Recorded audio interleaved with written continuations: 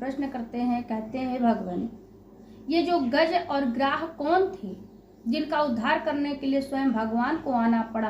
तब श्री सुखदेव जी महाराज कहते हैं कि हे राजन, ये जो ग्राह था वह पूर्व जन्म में हुहु नाम का एक श्रेष्ठ गंधर्व था जो लोगों को हंसाने का काम करता था, लोगों को हंसाता था। और एक दिन की बात है, महात्मा देवल नदी में स्नान कर रहे थे, तभी ये हुहु नाम का जो गंधर्व था वह नदी में प्रवेश कर गया, जल में प्रवेश कर गया और जा करके मगरमच्छ की भांति वह उनके चढ़ पकड़ लेता है। और जब महात्मा के चढ़ पकड़ लेता है तो महात्मा को लगा कि किसी ग्राह ने मेरे पैर पकड़ लिए हैं।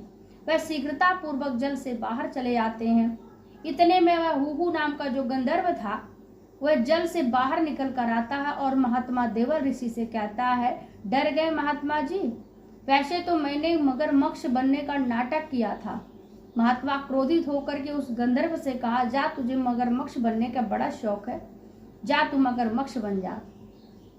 तो महात्मा देवल जो श्राप दिए, श्राप को सुनते ही ये जो हुहु नाम का गंधर्व था वह तुरंत ऋषि के चरणों में गिर गया, उनके चरण पकड़ लेता है, चरण पकड़ लिया और उसने क्षमा मांगने लगा। तब देवल ऋषि कहते हैं, श्राप तो वापस नहीं लिया जा सकता, किंतु श्राप तो दे दिया हूं, किंतु श्राप से मुक्ति कैसे मिलेगी इसको अवश्य बता सकता हूं। तब वह जो गंधर्व था पूछता है कि हे भगवान, आप मुझे शीघ्रता पूर्वक बताएं कि श्राप से मुझे कैसे मुक्ति मिलेगी। तब ऋषि कहते हैं कि जिस दिन तू किसी भगवत भक्त के चरण पकड़ेगा उसी दिन तुझे इस श्राप से मुक्ति मिल जाएगी। तो भगवान के इसलिए कहते हैं, भगवान के भक्त का अपमान कभी हमें नहीं करना चाहिए, कभी नहीं करना चाहिए। इसलिए देखिए, गंधर्व भी एक भगवत भक्त, एक संत महात्मा का अपमान करके उसे किस गति की, किस योनि में उसे जाना पड़ा। गंधर्व वह एक मगरमच्छ बन गए, ग्राह बन जाता है।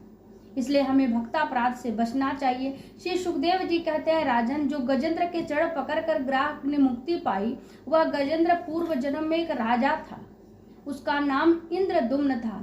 एक बार राजा इंद्रदुम्न ने एकांत में बैठ करके तपस्या कर रहे थे, तभी वहां पर अगस्त ऋषि अपनी शिष्य मंडली के साथ वहां पर आ गए। और राजा तो भगवान के भजन में लीन था, तपस्या में लीन था, किंतु इसलिए अगस्त मुनि को प्रणाम नहीं किया। और जब प्रणाम नहीं किया तो अगस्त ऋषि बड़े क्रोधित हो गए। क्रोध में भर करके उन्होंने राजा को शाप दे दिया और कहा, जा हाथी के समान जड़ बुद्धि बन जा, बैठा रह। इसलिए हाथी की योनि में जन्म लेकर वही गजेंद्र जो था बन करके आया था।